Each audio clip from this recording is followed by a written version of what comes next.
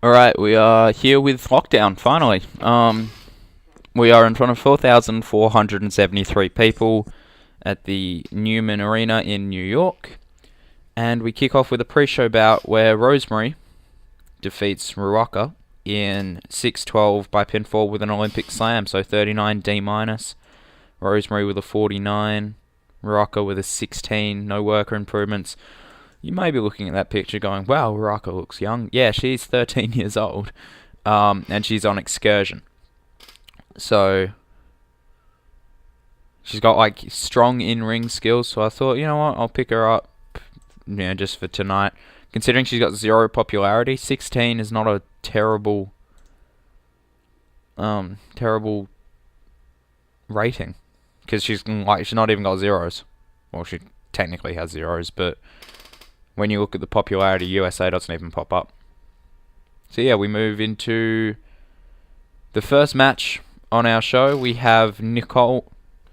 For some reason I tried to say that differently than usual. Nicole Matthews defeats Angel Rose in 10-15 by pinfall with a Vancouver maneuver. C plus 68. The show got off to a strong start. Matthews with a 72, Rose with a 53. This is an eye candy match, and it was really only one is really the only match on the card that didn't, I guess, have a story coming into it. It was just like, I want to build Nicole Matthews up a bit, and getting a win on pay-per-view should help that. So, yeah, anyway, we move on into our first story match. We have Caleb Conley.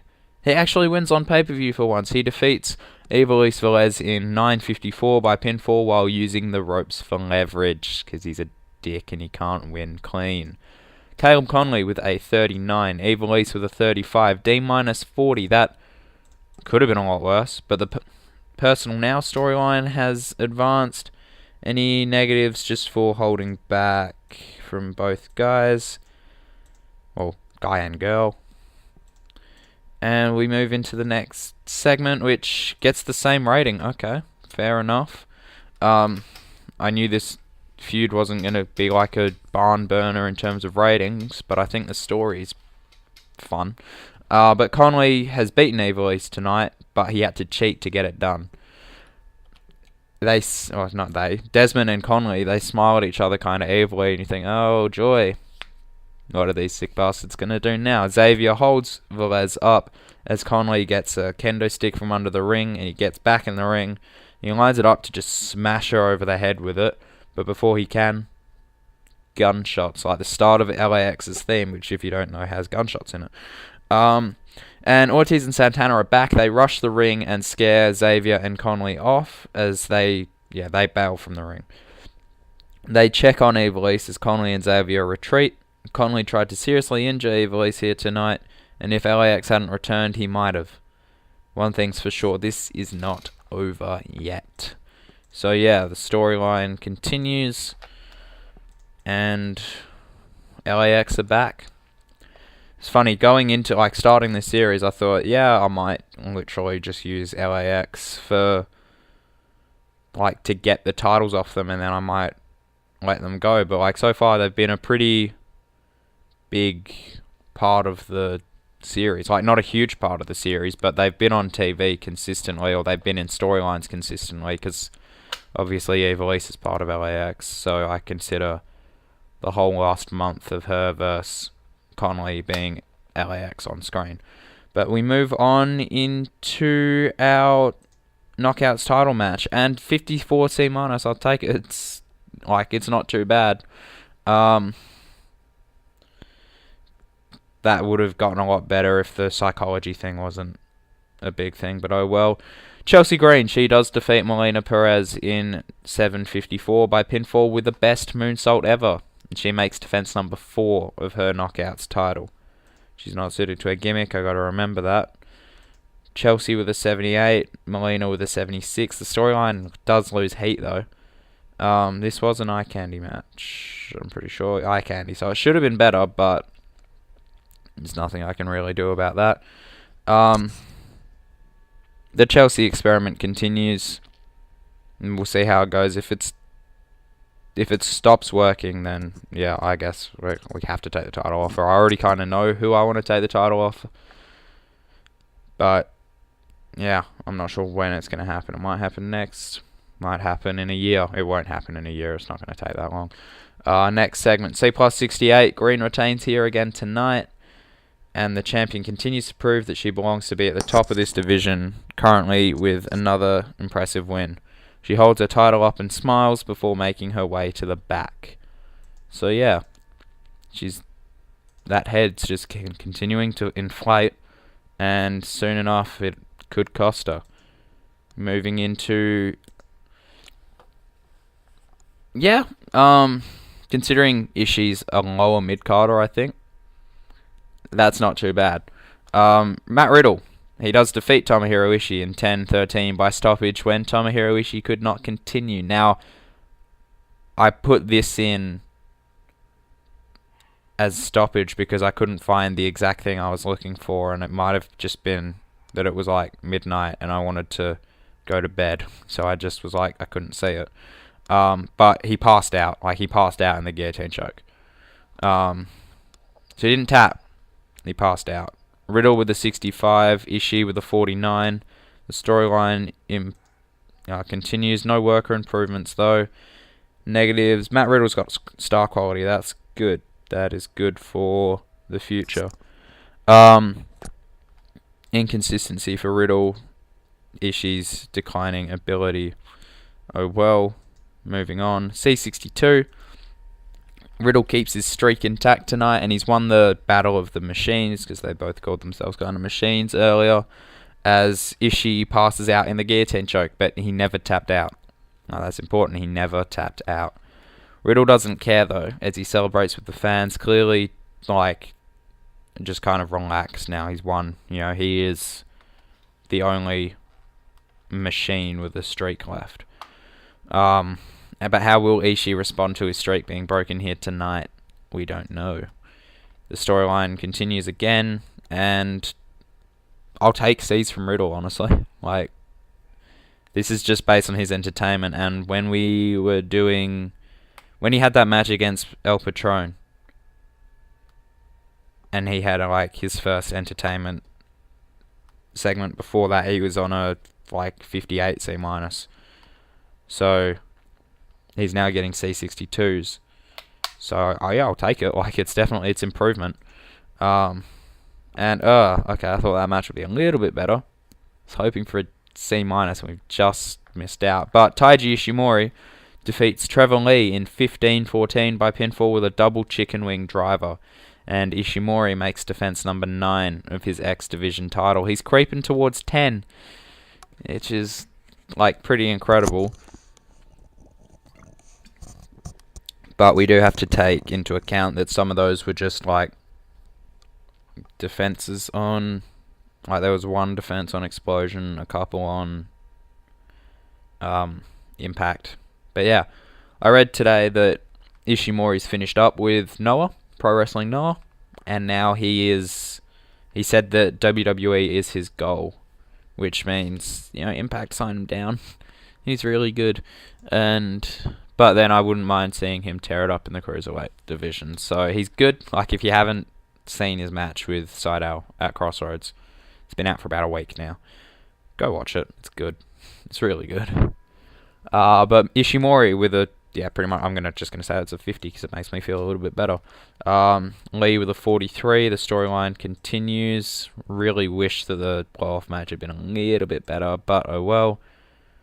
C63. Ishimori walks out of the arena tonight, still the X Division champion, and he celebrates up the ramp with his title. He's beaten Trevor Lee 3 times this year now, and after 2 months of battles, he's gotten Trevor Lee off his back.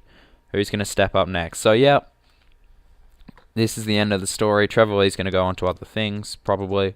He's not going to try and get a third match because he's lost to Ishimori twice now. And I kind of do want to build him up a bit, and having him constantly lose on pay-per-view is it's going to build him up a little bit, in popularity, but slowly. And there are much better ways to do it. But we move on. Next segment, B-72. Yeah, all these guys weren't meant to be on screen, but that's alright. It's just meant to be Trish. But Trish she cuts a kind of promo from her office. She says, coming up next, a showcase for the X Division. We have the final 8 competitors in the Super X. I keep calling it the Cup and then the tournament. It's just the Super X thing now. I'm just going to call it the Super X thing. Competing in an 8-man tag tonight, Will Ospreay, David Starr, Robbie Eagles, and Andre Everett from Jamaica take on Matt Sydal, the South Pacific Power Trip, and Pete Dunne. Now, obviously, there's 8 guys there. There's 8 spots, and I still needed Trish, so I've missed out on, I think, Starr, and I think it's 2, 4, 6, Starr and Matt Sydal. Didn't make it on. But that's alright, because these are the guys... I want all of them to get over, but... These guys, I don't know. Fuck. These are just the guys that I wrote down and then went, oh crap, I don't have enough space. Yeah, B-. Pretty good. We'll do wonders for that freaking storyline. And the match... C65, I'll take that. Yeah, okay, sweet. I did get the teams right, because when I was writing, I did the match first and then wrote the angle out, and I was like, I hope I've got the teams correct. Like, I know that the South Pacific Power Trip are together. I know that Ospreay and Eagles were together. But yeah, anyway. Matt Sydal, Pete Dunne, and the South Pacific Power Trip defeated Andrew Everett, David Starr, Will Ospreay, and Robbie Eagles when Pete Dunne defeated Robbie Eagles by pinfall with the bitter end. Well, okay. I thought I put in that David Starr won it, but okay. Ospreay is still undefeated. Pretty much. He's not been pinned. We'll do the Aleister Black gimmick. He's not been pinned in singles competition. He's still undefeated. Pete Dunne is getting better at his gimmick. The match got the crowd buzzing. Ospreay came out of the match looking good. 49 for Robbie. Ospreay with a 78, and he was off his game. So he could have got an 80. David Starr, 48. Andrew Everett, 44. Pete Dunne, 66. Travis Banks, 60. TK, 39. Matt Sydal, 61. And the storyline gains heat. Andrew Everett improving in rumble skills. TK Cooper improving in technical skills. So, good job, you two. 2 of our up-and-comers. Well, they're all up-and-comers, really. Except for maybe Matt Sydal. Matt Sydal is more established. But everyone else here is like this is our X Division. Right now, and Ishimori and Lee, and I think a couple of the guys from the tournament that got eliminated. Not Mundo so much. Like, Mundo can compete for the title. He is kind of in the X Division, but he's more busy with, defending his tag titles if he keeps the tag titles after tonight. But yeah, I'm not going to go through the dirt sheet because there's just going to be a ton of negatives for stuff like inconsistency for everyone. Actually, let's go through. Let's check. Check that there's no negative crowd reactions, because if there's negative crowd reaction, there's not. 'Cause that's not good. Like, basically, you're not going to be able to push someone if they've got negative crowd reaction. Moving on into that's why it didn't main event, because it was not amazing. Granted, I'd take that as a main event for a Impact show right now. But as a pay-per-view main event, nah. Rey Mysterio, though, he does defeat Chavo Guerrero Jr. in 12:58 by pinfall with a 619 into a flying splash, so basically just a 619. The match did get the crowd buzzing. Chavo with a 46, Rey with a 67. The storyline loses heat. We move on into 82B. I'll take it. Rey Mysterio, he overcomes Chavo Guerrero tonight, and he comes out as the #1 contender for Lashley's Grand Championship. Not the Global Championship, like I said the other day. He celebrates on the turnbuckles before Lashley makes his first appearance since retaining the title at Victory Road, and he just walks out onto the stage and they stare each other down. This should be a stonking match. So yeah, we've been able to use Lashley in angles the whole time, but I was kind of like, keep him off TV for a month. Like, people obviously still remember him, but he didn't really need to be in that feud, because of course it's about him, but it was the issue became between Ray and Chavo. But yeah, next segment is I was hoping for an A, but I'll take a B plus 84. Trish Stratus stands up on the stage with a microphone, and she says, "Tonight is my last night with Impact, and it can't be over soon enough." Obviously, with me leaving for pastures new, or old and now new, we need someone new in the role of GM. The board has given me the honor of introducing your new GM, and I know you're going to love him, because he's just like each and every one of you in attendance and at home. Pathetic and over the hill. Yeah, because she's a heel. Why not heel it up on her way out? Ladies and gentlemen, the hardcore legend, Mick Foley. And Foley comes out onto the stage to a huge pop. He says, "Thank you everyone here tonight in New York," because you got to get that cheap pop in. I'm so incredibly excited to be the new general manager, and I'm back in Impact Wrestling. Tomorrow night will start my era with a bang. So enjoy the rest of the show. So his legend gimmick got an above average rating.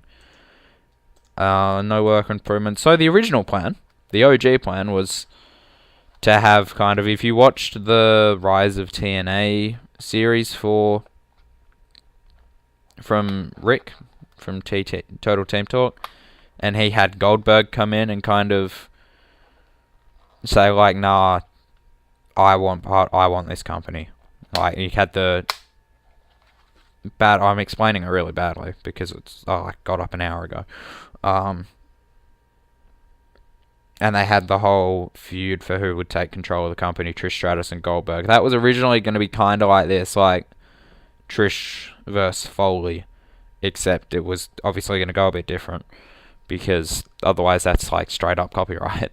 Obviously now it's not, because Trish is going to WWE. So fuck you, WWE, for taking my storyline, for taking like the most over person on my roster,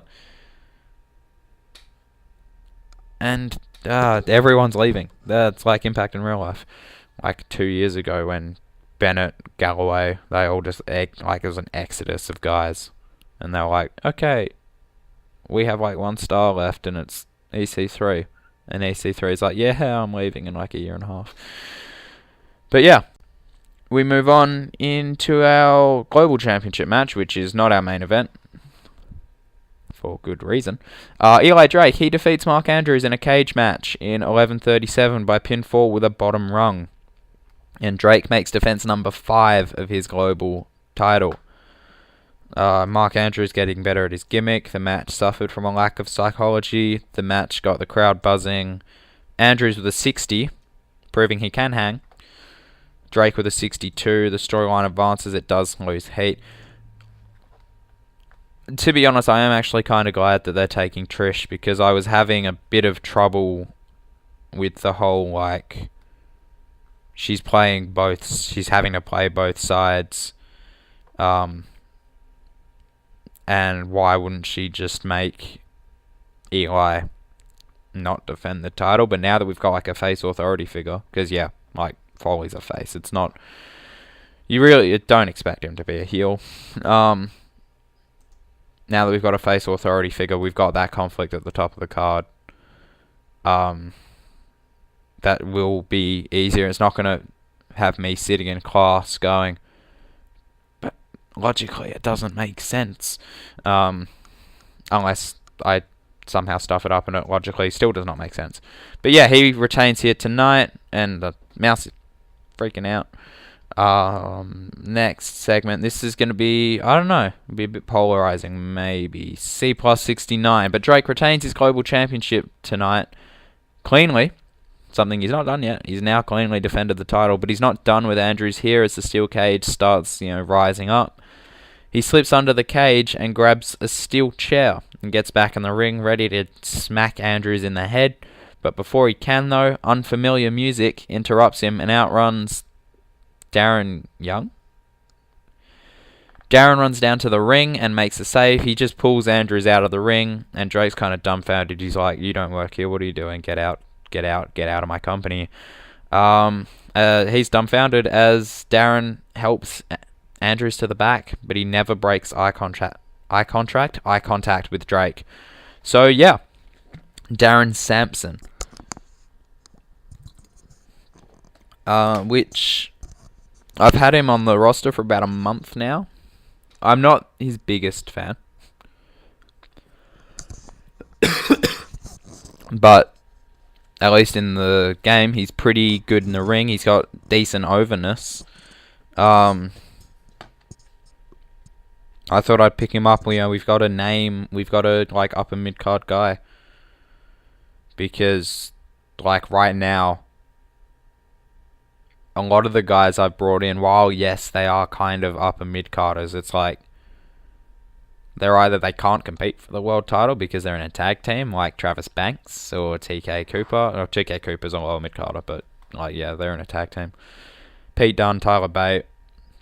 I've got other plans for them at the minute. Also, they've just come in, they need to be built up more. Matt Riddle needs to be built up a bit more. And I've got other plans for him. So yeah, I thought bring in Darren. Why not? Gives us a name, but it goes into the whole ex-WWE guys, but to that I say stuff off. Everyone at some point is going to be an ex-WWE guy, but his no gimmick needed rating gimmick. His no gimmick needed gimmick got an initial rating of very good, and he improves in acting, so sweet. Moving into our main event. Please be good, please be good, please be good. Yes! I will take it. It's a B80. I think that's our best match ever. Or it's it's in the top 5. Superb wrestling and great heat. The Tuesday Night Delights defeat the Young Bucks in 1603 when Johnny Mundo defeats Matt Jackson by pinfall with a Starship Pain. The Tuesday Night Delights make defense number 2 of their Impact World Tag Team titles. 80B. Yeah, boy. Match got the crowd buzzing as it should. Carter with a 72. Mundo with an 80. Jackson, Nick that is, with a 76. And Matt with a 72. The storyline advances. It gains heat. Matt Jackson improves in rumble skills. Awesome. Next segment. We've done it. We have an A rating that isn't a random 10-minute long Trish promo on Explosion, because Explosion you need to fill time. 89A, awesome. This feud is definitely going to continue if I can crack 89As. The Tuesday Night Delights, they remain the tag team champions here tonight, and they celebrate, taunting and mocking the fans who are firmly behind the Young Bucks here tonight. But they aren't smiling for long, however, when the Bucks attack them from behind. I like to think that they kind of super kick them to the back of their head, then beat them down, throw them out of the ring, and Nick and Matt hold the tag titles and pose with them to end Lockdown 2018. The storyline gains heat. Matt Jackson improves in acting. It's been a mostly good night for Matt tonight. He just hasn't won the tag titles. End the show here. B78. I'll take it. Increases our popularity in 21 regions. It's still going to get DirecTV being unhappy because their minimum show is an 89A. And I'm I can't crack that right now. Unless I get a absolutely amazing main event. Which, by amazing, I mean getting an 85 or a 90. Which, I don't know, in a couple months, Tuesday Night Delights and the Young Bucks could. Depending on how it's built up and if we book it correctly, if it's even continuing that long. But yeah, that was Lockdown. So for once we didn't have a lot of I say filler, but unannounced matches. We only really had the one unannounced match that didn't have a purpose, in quotation marks. Yeah, so it was a much more focused pay-per-view. What did you think of the show? Did you enjoy it? Where do you think we're going to go with this? Who do you think should step up to be the next challenger for the global title? For the X Division title? What do we do with Riddle now? What do we do with Trevor Lee? Who do you think is going to step up for the Knockouts title? Are you sick of Chelsea Green? Do you like Chelsea Green? I don't know. And yeah, what did you like? What didn't you like? predictions for the future.